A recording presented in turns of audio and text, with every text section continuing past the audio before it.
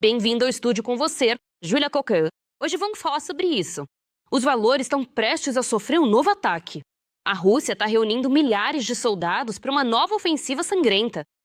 A URSS acaba de destruir um centro de controle de drones na região de Kursk e abriu fogo contra uma concentração de tropas na região de Bryansk. Zelensky exige um encontro pessoal com Putin. Sem uma conversa direta, não dá para dividir território. Será que o ditador vai aceitar o desafio? A Rússia é um país de terroristas. Em Zaporíjia, um ataque preciso atingiu a maternidade. Gestantes, bebês e médicos sob fogo. Elon Musk desligou o interruptor. A Rússia foi cortada do Starlink. O primeiro golpe sério contra o terror aéreo russo. O escândalo do século? Nos arquivos de Epstein, há mais de 1000 menções a Putin. A Rússia fornecia mulheres jovens para a elite mundial. Até o conselheiro de Fico já foi demitido por causa da ligação. Washington prepara um ataque ao Irã nas próximas 48 horas. Tudo isso em apenas alguns segundos. E agora, deixe seu like neste vídeo e inscreva-se no nosso canal Ucrânia Hoje, para não se perder pelo YouTube. Então, vamos começar. E começamos com a situação na linha de frente. Os russos estão avançando em grande escala na região de Sumy. O portal Ukrainska Pravda, citando a inteligência e a Academia Internacional, informam que, desde o outono, os ocupantes aumentam mensalmente o número de suas tropas nessa direção. As tropas inimigas estão avançando em direção a uma grande e densa floresta localizada ao noroeste de Sumy. Os próprios militares observam que o inimigo quer transferir os combates dos vilarejos para a floresta, para dificultar muito mais a defesa ucraniana. E será muito difícil expulsar o inimigo de uma floresta enorme, com ravinas profundas que escondem tudo, desde os deslocamentos até as trincheiras. No entanto, apesar disso, os defensores ucranianos continuam lutando. Os militares da 59ª Brigada, predadores das alturas, continuam destruindo abrigos com tropas russas. Aqui está um vídeo com o resultado do trabalho deles na direção de Pokrovsk.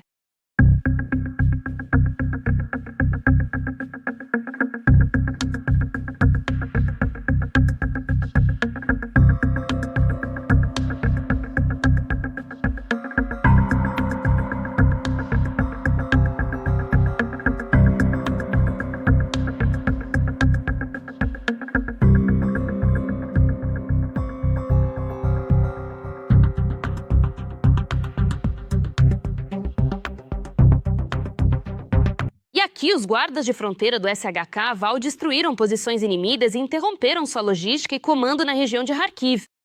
Aqui estão essas imagens espetaculares.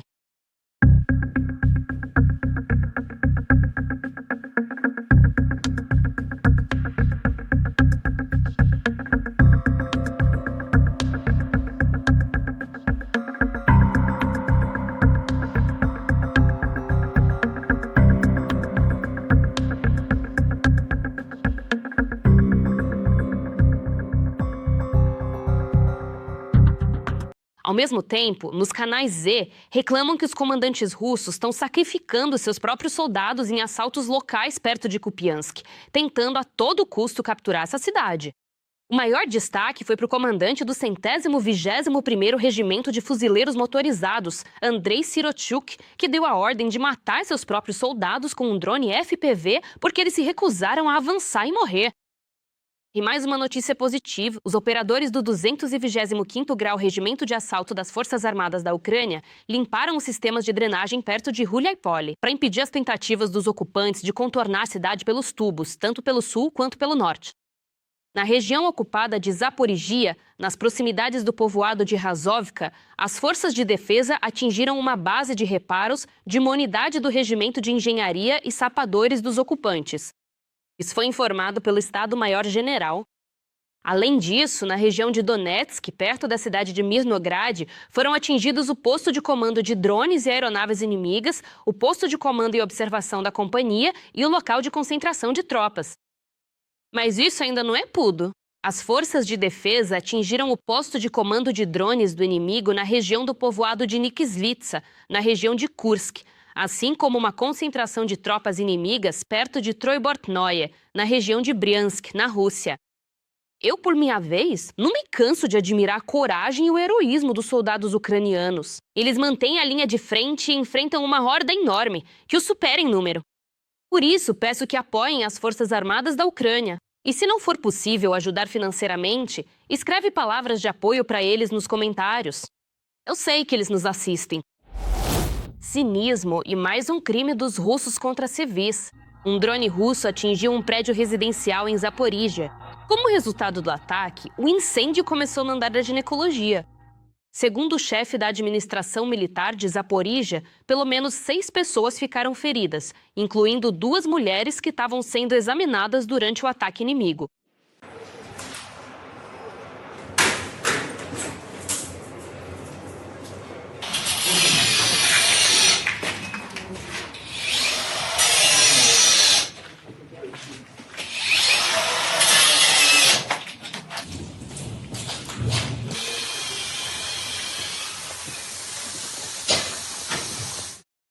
A Rússia é um país de terrorista e com certeza vai responder por cada crime. Curte se você concorda. Lendo os comentários dos episódios anteriores, vejo que muitos nos assistem do Cazaquistão, Moldávia, Europa e até do EUA.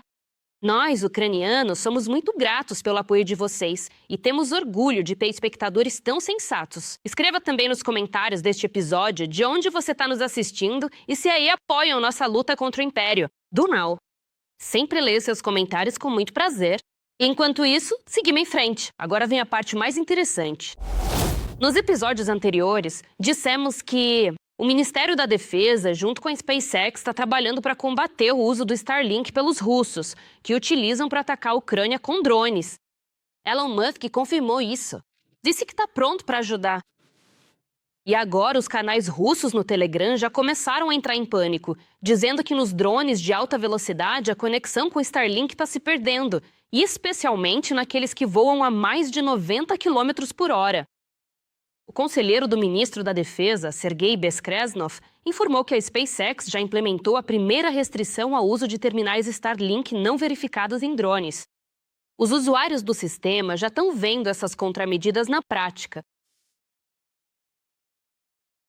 Não posso divulgar publicamente tudo que já foi feito, está sendo feito e será feito. Mas todas essas ações têm um único objetivo: proteger os habitantes do nosso país, tanto militares quanto civis, e nossos objetos, nossa infraestrutura, da ameaça representada pelos drones de ataque do inimigo. Essas soluções ainda são temporárias. No futuro, deve surgir uma abordagem mais complexa e sistêmica. E é importante que a SpaceX esteja diretamente envolvida nesse processo. Paralelamente, o ministro da Defesa da Ucrânia, Mikhail Fedorov, realizou encontros com representantes da OTAN. Foi acordado o principal: reforço da defesa antiaérea, desenvolvimento dos sistemas Patriot, F-16 e HIMARS, além da superioridade tecnológica no campo de batalha. A Ucrânia, por sua vez, compartilha experiência real de combate e soluções que já estão funcionando. O presidente da Ucrânia, Volodymyr Zelensky, declarou a necessidade de um encontro pessoal com Putin para um acordo sobre os territórios. Ele falou sobre isso em entrevista à Rádio Tcheca. Segundo Zelensky, a Ucrânia continua aberta a negociações com a participação da Rússia e do ZEU e insiste na necessidade da presença da Europa nas etapas-chave das consultas. Antes de tudo, precisamos nos reunir em 3: Ucrânia, Rússia e EUA. Pelo menos devemos ter contato com a Federação Russa, com o líder da Rússia. Sem esse formato, na minha opinião, nossas equipes não conseguirão chegar a um acordo sobre as questões territoriais. Kiev, diz Zelensky, conta com garantias de segurança por parte dos Estados Unidos e da União Europeia, além de avançar rumo à adesão à União Europeia. Esses elementos fazem parte de um plano de 20 pontos para acabar com a guerra, incluindo medidas de reconstrução. Lembro que, em 31 de janeiro, o representante especial de Putin, Kirill Dmitriev, foi a Miami e realizou negociações com a delegação americana. O enviado especial do presidente do ZEUA, Steve Witkoff, escreveu na rede social X que ficou animado com o encontro com Dmitriev e chamou as negociações de promissoras, construtivas e produtivas. No entanto, não foi especificado exatamente o que as partes discutiram. Lembro que Dmitriev é coautor de um plano de paz de 28 pontos. Ele provavelmente está trabalhando na implementação do acordo entre Trump e Putin no Alasca, que dizia respeito ao Donbas. A Rússia quer continuar com essa lógica, falar sobre a Ucrânia sem a Ucrânia. Além disso, Dmitriev está negociando sobre economia, já que a Rússia precisa de dinheiro. Ele busca o fim das sanções em troca de um cessar-fogo. Como escreve a Bloomberg, o ditador russo Putin está ficando sem tempo. A guerra está se tornando cara demais para o orçamento russo.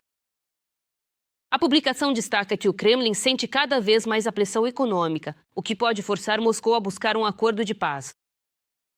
Mais rápido do que o esperado. Autoridades russas já estão buscando urgentemente mais 16 bilhões de dólares para cobrir o déficit orçamentário. Ao mesmo tempo, como relatam os jornalistas, o próprio Putin não demonstra disposição para abrir mão de seus problemas. Exigências maximalistas em relação aos territórios no leste da Ucrânia.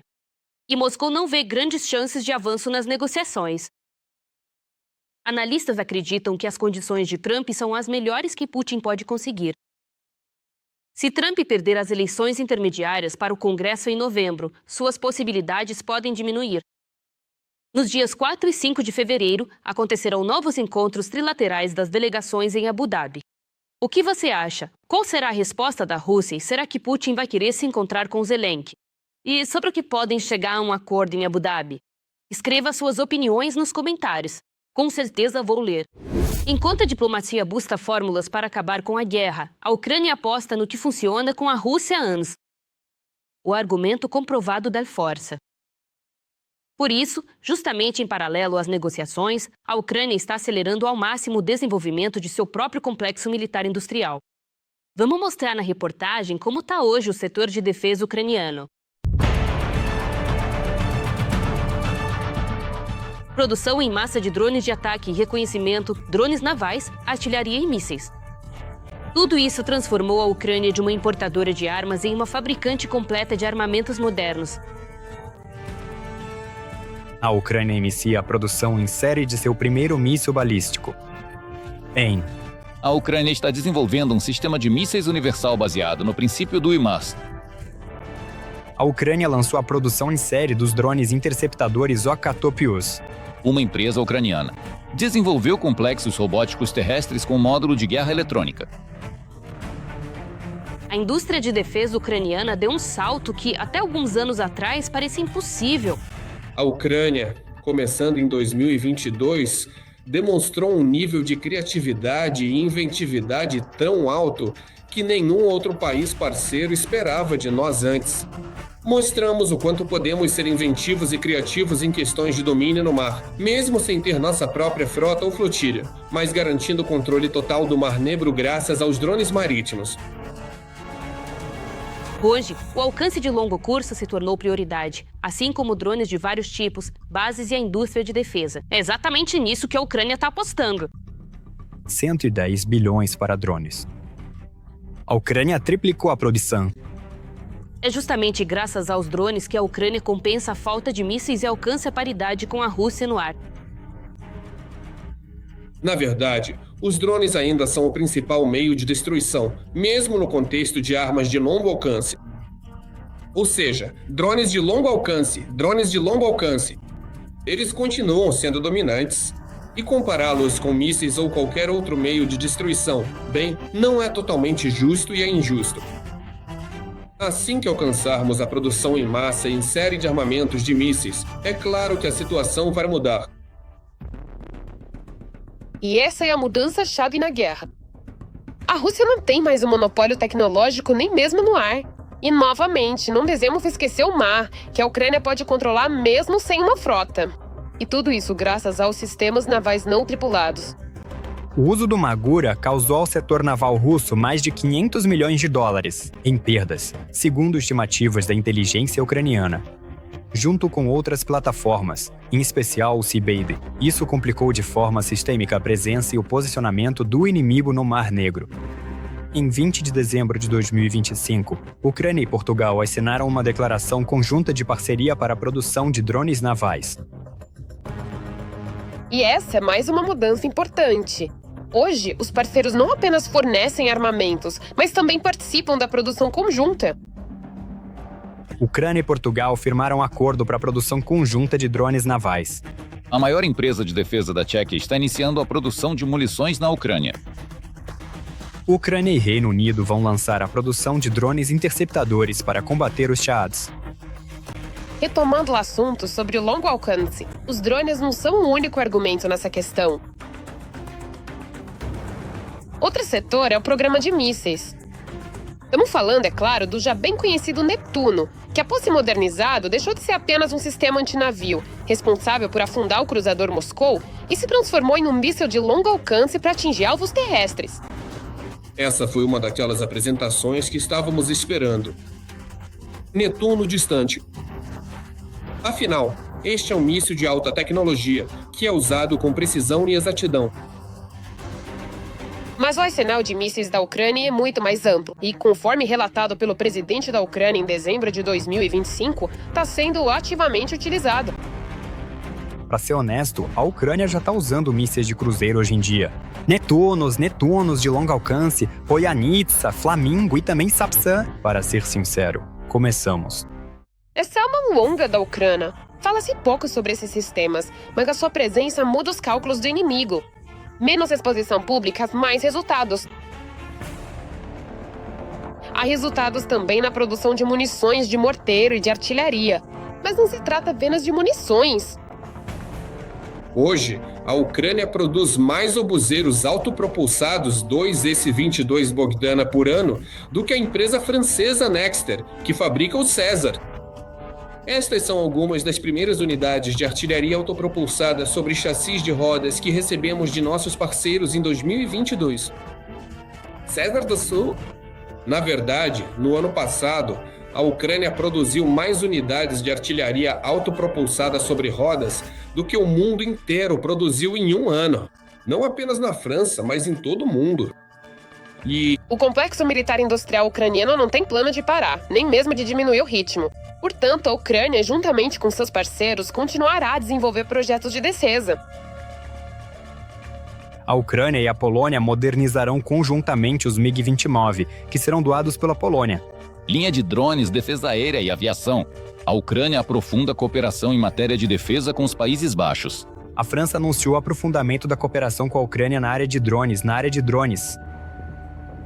O ministro da Defesa ucraniano, Mikhail Fedorov, anunciou novidades, versões locais de drones como o DJI Mavic e o Molnia. E claro, no processo de fortalecimento da capacidade de defesa, o Ministério da Defesa continua a digitalização da linha de frente e implementa um novo sistema de controle de drones. Isso não são experimentos isolados, mas sim um trabalho sistemático da indústria de defesa. O complexo militar industrial ucraniano, durante a guerra em grande escala, aprendeu o principal: reagir rapidamente aos desafios do campo de batalha. A Ucrânia surpreende a cada ano com novas invenções, inovações e, de certa forma, muda as regras da guerra, não só da que está acontecendo na Ucrânia, mas também as regras da guerra e da condução de operações militares do entendimento mundial como um todo.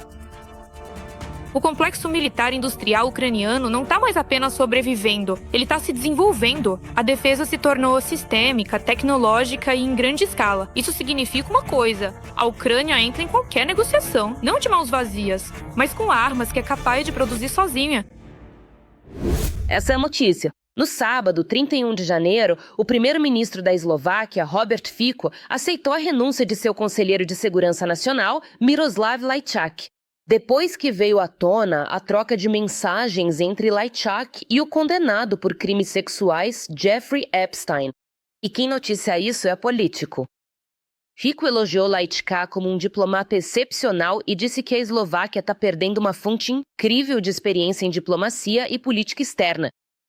A Político informa que, nos arquivos divulgados pelo Departamento de Justiça dos Estados Unidos em 30 de janeiro, Epstein fazia piadas com Lajčák sobre mulheres enquanto discutiam os encontros de Lajčák com o ministro das Relações Exteriores da Rússia, Sergei Lavrov. A princípio, Lajčák negou qualquer irregularidade, descrevendo isso como uma comunicação informal, mas depois ofereceu sua renúncia. Para evitar, por assim dizer, consequências políticas para o primeiro-ministro do país. Aliás, nas gravações escandalosas de Epstein, o ditador do Kremlin, Putin, é mencionado mais de 1000 vezes. E o próprio Epstein poderia estar trabalhando para Moscou, segundo escreve o jornal britânico Daily Mail.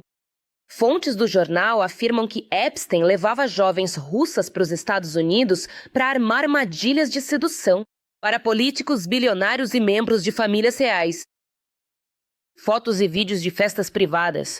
Depois iam parar nas mãos do FSB. Na última leva de arquivos divulgados, também é mencionado o presidente dos Estados Unidos, Donald Trump. Segundo a Associated Press, trata-se de milhares de menções a Trump nesses documentos. Os documentos incluem registros do FBI sobre uma mulher que acusou Trump de estupro quando ela tinha 13 anos. O que você acha de toda essa história dos arquivos de Epstein? Você acredita nisso ou não? Escreva aí. E dando sequência ao assunto, só escuta isso. Os Estados Unidos vão atacar o Irã nas próximas 48 horas. O ataque é inevitável, pelo menos é o que pensa o presidente da Sérvia, Aleksandar Vučić. O presidente sérvio está convencido de que a divulgação do arquivo Epstein aproximou o ataque americano, já que as autoridades dos Estados Unidos vão ser obrigadas a bombardear para desviar a atenção. A mídia diz que Vučić espera grandes abalos militares e políticos em um futuro muito próximo. O político sérvio fez um paralelo entre a situação atual e o escândalo sexual envolvendo Monica Lewinsky e o ex-presidente dos Estados Unidos, Bill Clinton. Cito, tenho quase certeza de que isso vai acelerar a tomada de algumas decisões. Então vamos apostar. Em qual cenário você aposta? Escreva aí. Enquanto isso, em um site chinês, apareceu um esquema de como tomar o controle do território russo. O país agressor pode se desintegrar, por isso é do interesse da China anexar 7 milhões de quilômetros quadrados de território no Extremo Oriente, que antes pertenciam à China. Os detalhes na reportagem. A China é o principal parceiro da Rússia, apoiando sua economia e máquina de guerra. Pelo menos é assim que a propaganda apresenta. Eu considero o presidente Xi Jinping um amigo confiável e um parceiro estável. Meu amigo confiável, parceiro estável e aliado da Rússia. E essa é a principal base para o desenvolvimento das nossas relações russo-chinesas. Mas será que é assim mesmo? Afinal, o comércio com a China está sempre diminuindo. Bancos chineses estão interrompendo transações com a Rússia por causa das sanções. E, ao mesmo tempo, a China nega que venda armamentos ou componentes para a Rússia. A posição da China sobre a crise ucraniana é consistente e clara. Nós não colocamos lenha na fogueira e não usamos esse conflito para obter vantagens. Para estrios, dezenas de milhões de soldados chineses. Agora seria exatamente o que precisamos. Por que você acha isso? Por que não? Por quê? Você acha mesmo que só os soldados devem... Olho para a região de Belgorod e penso, como faz falta o exército chinês, o povo chinês. Há apenas 3 anos, os propagandistas comemoravam que a China substituiria o mercado ocidental. Mas acabou que substituiu também o mercado russo. As autoridades russas estão tentando tapar um buraco gigantesco no orçamento com empréstimos estatais em yuans chineses. Agora nós compramos um carro maravilhoso, totalmente chinês, incrível, muito mais barato do que os carros que comprávamos antes. Eu comprei 3 pares para mim, sapatos Gucci, 2.000 rublos cada par. Maravilhoso. Provavelmente foi costurado em algum lugar da China e espero que seja o mesmo para nós. Falso, claro. Agora eu compro por princípio. Só falsificado. Veja, por exemplo, o que os pilotos da Fighter dirigem. O que? Em carros fabricados na Rússia, né? Tem que ser muito patriota para andar de Patriot. Porque ele custa uma fortuna e vive quebrando. E as peças de reposição são absurdas. Por isso a galera anda de carro chinês. Agora estão precisando de motos russas. Não. Por algum motivo é assim, né? Na verdade, não tem nenhuma russa. Viu só? Motos russas não existem. E aí? Não sei. Até o chefe do Ministério das Relações Exteriores, Lavrov, deu um ato freudiano. Ele basicamente chamou o Putin de burro do Xi Jinping. Como dizem no Oriente, o convidado é o burro do dono da casa. Portanto, todo o programa depende, naturalmente, das propostas que o presidente chinês e sua equipe fizerem. Eles fizeram isso com o nosso presidente. E ontem meu amigo e representante da RPC me ofereceu este pato maquiado. Agora. Vou te contar, tem 2 pedaços ali, acho que vou comer só um. Bem, você entende, não é? Aqui, mas não consegui resistir e comi o segundo. Era deliciosamente doloroso. A China aprovou oficialmente novos mapas geográficos que incluem grande parte do território russo. A ilha de Ussuri é reconhecida como território da China.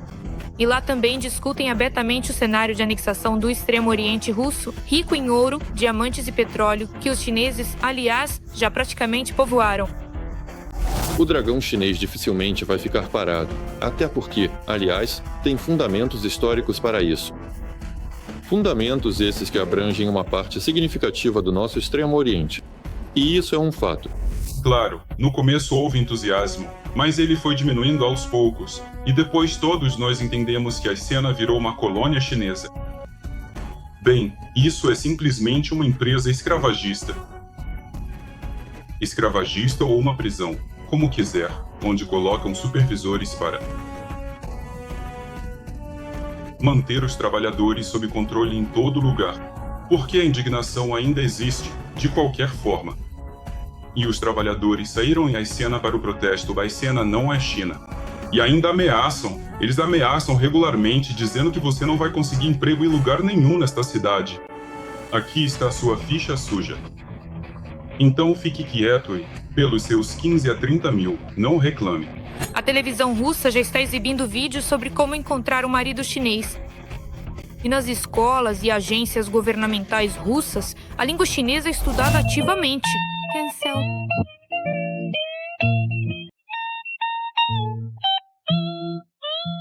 O idioma chinês, que é reconhecido como uma das línguas mais antigas, ricas e complexas que ainda são faladas em todo o mundo hoje em dia, possuindo diversos dialetos regionais, um sistema de escrita baseado em ideogramas milenares e uma estrutura gramatical única, fascinante e extremamente profunda para todos os seus estudantes, eu não ensino chinês, mas uso o chinês para fazer você pensar com a cabeça.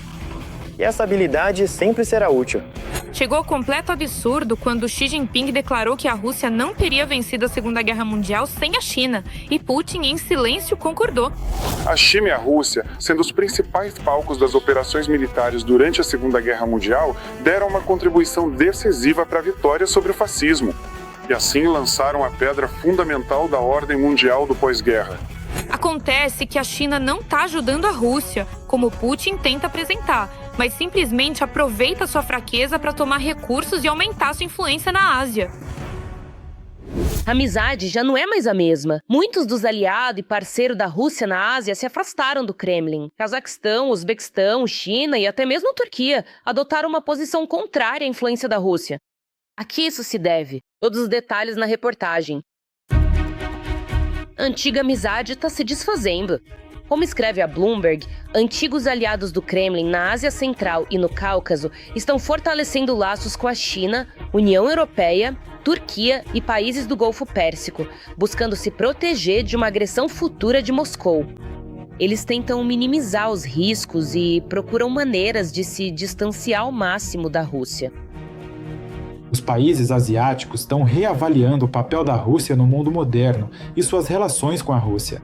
A lição que os países da Ásia Central aprenderam com a invasão em grande escala é que a Rússia está comprometida com seus objetivos estratégicos, não importa o custo. Kate Mallinson, sócia da Prism Strategic Intelligence Ltd., em Londres. A lista de fracassos diplomáticos da Rússia soma-se mais um, o agravamento das relações com o Cazaquistão. Apesar de Putin alardear uma grande amizade em todos os cantos, para a Rússia, o Cazaquistão também é um dos maiores parceiros comerciais na comunidade dos estados independentes e no espaço euroasiático. De modo geral, o Cazaquistão já vem demonstrando há tempos um distanciamento cauteloso, mas firme em relação a Moscou. Recusa-se a apoiar a guerra contra a Ucrânia, não reconhece a anexação dos territórios ucranianos, realiza exercícios militares com a OTAN e desenvolve corredores de transporte que contornam a Rússia, inclusive pelo Cáspio e pela Turquia. Sobre a posição de princípio do Cazaquistão, Tokayev fala diretamente na cara de Putin. Nós não reconhecemos nem Taiwan, nem Kosovo, nem a Abcásia do Sul, nem a Ossétia do Sul, nem a Abcásia. E, ao que tudo indica, esse princípio também será aplicado em relação aos territórios clássicos do Estado, que, na nossa opinião, são Lugansk e Donetsk. Nesse contexto, a Rússia recorreu à chantagem energética. Moscou praticamente bloqueou a exportação do petróleo cazaque. No dia 22 de julho de 2025, a Rússia inesperadamente impôs restrições à exportação do petróleo cazaque através de Novorossiysk, a principal rota para exportação de petróleo do Cazaquistão. O pretexto formal são reclamações ambientais e razões técnicas. Mas, na realidade, são um sinal político. Astana foi longe demais em sua política externa independente. Nesse contexto, a chantagem energética parece uma tentativa desesperada de recuperar a influência perdida. No entanto, o efeito, muito provavelmente, será o oposto. O Cazaquistão vai acelerar a integração com blocos econômicos alternativos, estabelecendo uma cooperação mais estreita com a China, a Turquia e o Ocidente. Sim, dentro da União Econômica Eurasiana, às vezes temos discussões, porque nos encontramos não só em formato aberto, mas também às vezes em sessões fechadas. Então, meu colega comentou sobre o fato de que às vezes há discussões. Eles sempre discutem conosco. Na parte fechada, nós sempre discutimos. Mas isso ainda não é tudo. No ano passado, a Rússia começou a exigir dos proprietários de carros montados no Cazaquistão e importados em 2024 a 2025 o pagamento adicional da taxa de reciclagem com coeficientes aumentados. O Cazaquistão está preparando medidas de retaliação rigorosas contra a indústria automobilística russa. As autoridades da República propõem aumentar drasticamente a taxa de reciclagem para carros importados da Rússia e da Bielorrússia, multiplicando-a imediatamente por 40. Dessa forma, Astana tomou medidas para enfraquecer os laços econômicos com Moscou. Além disso, nesta semana, o presidente do Cazaquistão, Tokayev, praticamente acusou a Rússia de fraude em operações financeiras. Segundo ele, no ano passado, cerca de 14 bilhões de dólares foram transferidos de um país vizinho para outros países através de um banco do Cazaquistão.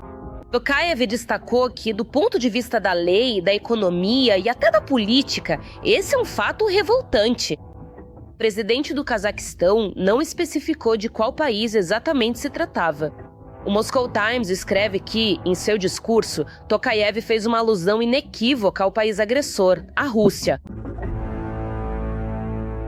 Além do Cazaquistão, a Rússia está perdendo mais um aliado. O Uzbequistão também está se distanciando do Kremlin.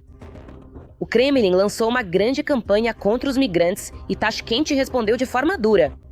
O Ministério das Relações Exteriores do Uzbequistão denuncia violações dos direitos humanos durante uma operação das forças de segurança russas em Moscou no dia 25 de junho e exige uma investigação sobre a morte de cidadãos. Tashkent insiste no respeito aos direitos dos cidadãos uzbeques que trabalham na Rússia, apesar do endurecimento da legislação migratória russa. Como era de se esperar, o Uzbequistão busca uma política externa multivetorial, afastando-se da influência direta da Rússia na esfera política. Ou seja, por muito tempo, a percepção da Rússia como sucessora da União Soviética, uma grande potência mundial, de uma forma ou de outra influenciou, por exemplo, os países da Ásia, que antes evitavam a esfera de influência da Rússia. E mesmo aqueles países que não faziam parte da órbita de influência da Rússia, ainda assim consideravam a Rússia como um jogador mundial bastante relevante. Com a rápida retirada da Rússia do sul pós-soviético, outras forças estão ocupando seu lugar. Em primeiro lugar, a Turquia e a China. A Turquia já domina de fato o Azerbaijão, fortalece sua influência na Armênia e atua ativamente com o Cazaquistão. Provavelmente, o primeiro país asiático a desafiar a Rússia foi a Turquia. Lembramos da situação com a derrubada do avião russo, mas de modo geral, a Turquia já há bastante tempo se posiciona como um jogador de escala mundial, em princípio no mesmo nível que a Rússia. Eles são bastante comparáveis à Rússia, e a Turquia não se comporta com a Rússia como um parceiro menor. Mas, recentemente, temos observado que os países asiáticos deixaram de ver a Rússia como uma ameaça séria. A China, por sua vez, está aprofundando a cooperação econômica e logística com o Cazaquistão e outros países da Ásia Central. Pequim é vista como um parceiro mais previsível e economicamente vantajoso do que Moscou. Os países asiáticos estão agora se reorientando para novos centros de poder. Em primeiro lugar, claro, para a China, mas a Turquia também não perde tempo e está ampliando sua influência no mundo turcomano, que na verdade abrange não só a Ásia Central, mas também uma parte significativa do mundo moderno. Após a invasão em grande escala da Ucrânia e a consequente ruptura dos laços econômicos de Moscou com o Ocidente, a China se tornou o principal parceiro da Rússia.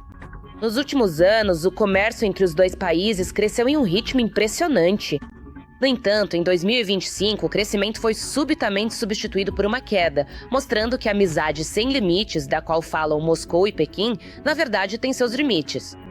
A Deutsche Welle escreve que, em 2025, o volume do comércio entre Rússia e China diminuiu pela primeira vez em 5 anos. A queda foi de 7% aproximadamente para 228 bilhões de dólares. No lugar do mundo russo, chegam drones turcos, investimentos chineses, missões diplomáticas ocidentais e alianças regionais sem a participação da Rússia. No caso dos países asiáticos, tudo é muito mais complicado do que, por exemplo, no caso dos países europeus. E a diplomacia lá se baseia em alguns princípios diferentes. Ou seja, eu acho que os líderes de muitos países asiáticos ainda vão demonstrar respeito formal à liderança russa por um bom tempo. Mas, ao mesmo tempo, percebe-se que a percepção sobre a própria Rússia mudou bastante. E agora, ninguém mais vê a Rússia como antes, como se fosse um jogador supremo da Eurásia, que vai impor suas condições a todos na região. O ditador da Rússia está tendo que pagar pelo enfraquecimento da influência sobre seus aliados. E reputação. Putin está perdendo exatamente o jogo geopolítico que ele mesmo impôs.